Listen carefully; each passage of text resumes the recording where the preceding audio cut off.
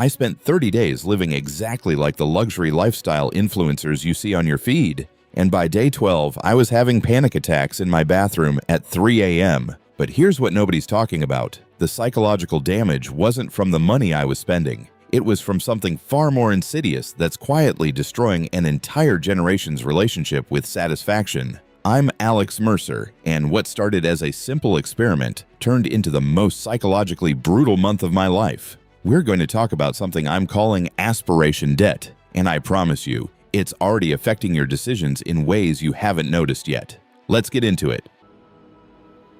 So, here's how this started. I was scrolling through my feed like everyone does, and I kept seeing the same pattern. Influencers showing their morning routines in minimalist penthouses, the exact breakdown of how they spend their six-figure monthly income, the casual luxury that looks effortless. And I realized something. We've all become psychologically entangled with people whose lives we're never going to live. But it's not just envy. That's too simple. What's actually happening is you're taking on what I call aspiration debt. And just like financial debt, it compounds. Every time you watch someone casually buy a $3,000 coffee table or tour their second vacation home, your brain is recalculating what normal should feel like. Your baseline for satisfaction shifts upward, but your actual life hasn't changed at all. So I decided to test this. For 30 days, I would live exactly like these influencers show. Not just buying expensive things, that's the obvious part, but adopting the entire psychological framework. The morning routine with the fancy coffee setup, the aesthetic workspaces, the casual spending without price checking, the documentation of everything for content. Living like someone who's already made it. Day 1 through 3 felt incredible. I'm not going to lie to you. There's a dopamine hit that comes from lifestyle upgrades that's almost chemical. Your brain genuinely lights up differently when you're treating yourself like a luxury brand. I started to understand why people get addicted to this. It feels like you're finally living correctly, like you've unlocked the real version of life. But here's where it gets interesting from a psychology standpoint. Around day 5, I noticed something strange. The enjoyment wasn't lasting longer. It was demanding more frequency. That expensive lunch that felt special on day 1. By day 5,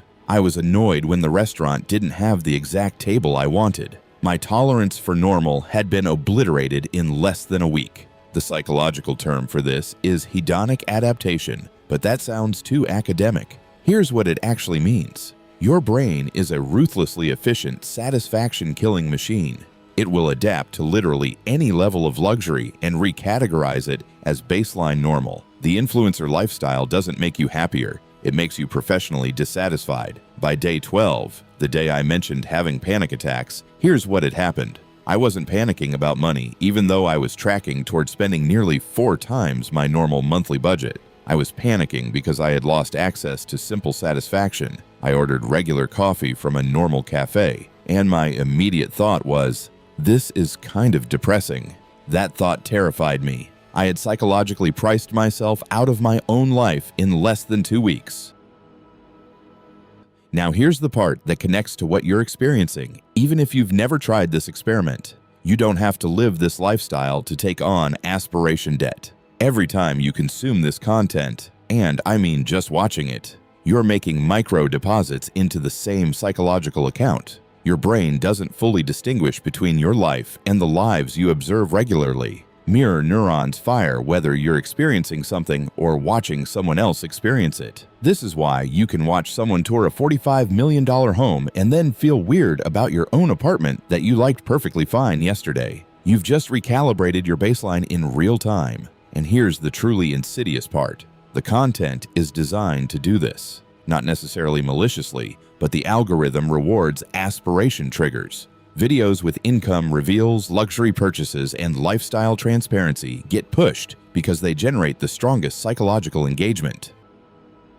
So, let me tell you what happened in the second half of the experiment. Around day 16, I tried something different. I started documenting the psychological texture of normal moments, making regular coffee at home and actually paying attention to whether I enjoyed it. Not whether it was content-worthy, not whether it looked aspirational, but whether the experience itself registered as pleasant.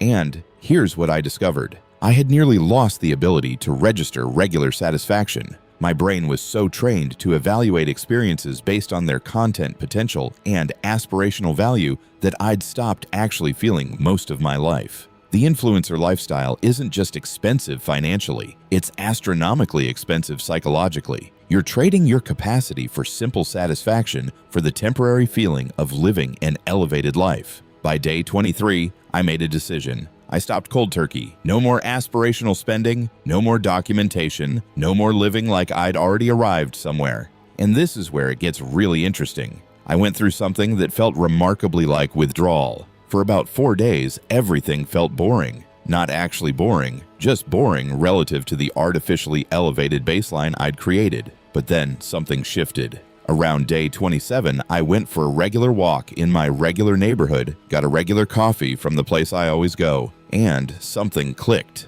I could feel satisfaction again. Not the explosive dopamine of luxury consumption, but the sustainable, reliable satisfaction of a life lived at your actual level. It felt like coming home after being lost.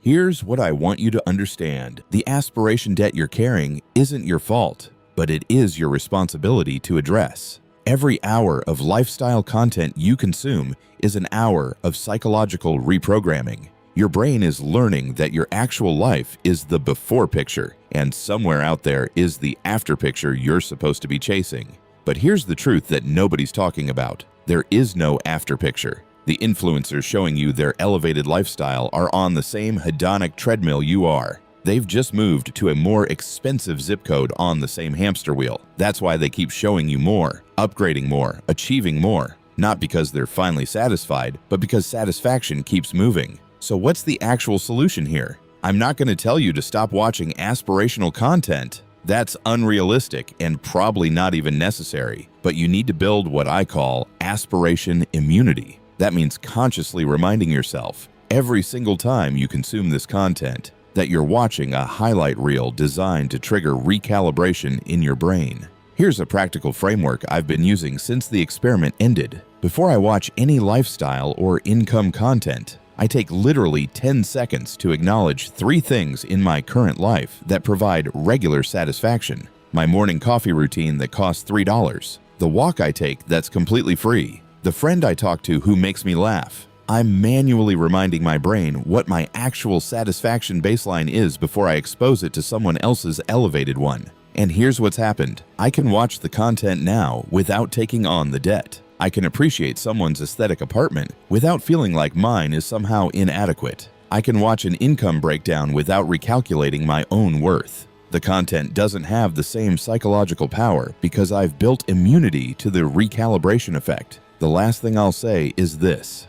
The macro fear content you see everywhere, the economic collapse predictions, the wealth transfer warnings, the empire-ending timelines, that all feeds into this same system. When you're afraid about macro forces you can't control, aspirational content feels like the solution. If the system is rigged, if the empire is collapsing, if the wealth transfer is coming, then maybe the answer is to live like you've already escaped all of that. But that's exactly the trap. Aspiration debt compounds fastest when you're already anxious. The real financial literacy isn't learning how to make 6 figures, or tour luxury homes, or optimize your portfolio for the coming collapse. It's learning how to maintain satisfaction at your current level while building toward your future. That's the bridge nobody's giving you, from macro fear to micro psychological stability.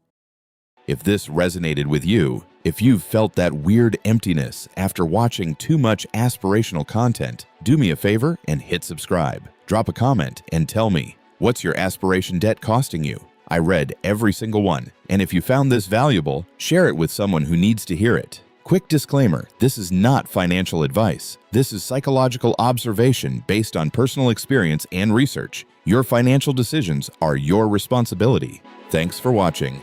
I will see you in the next one.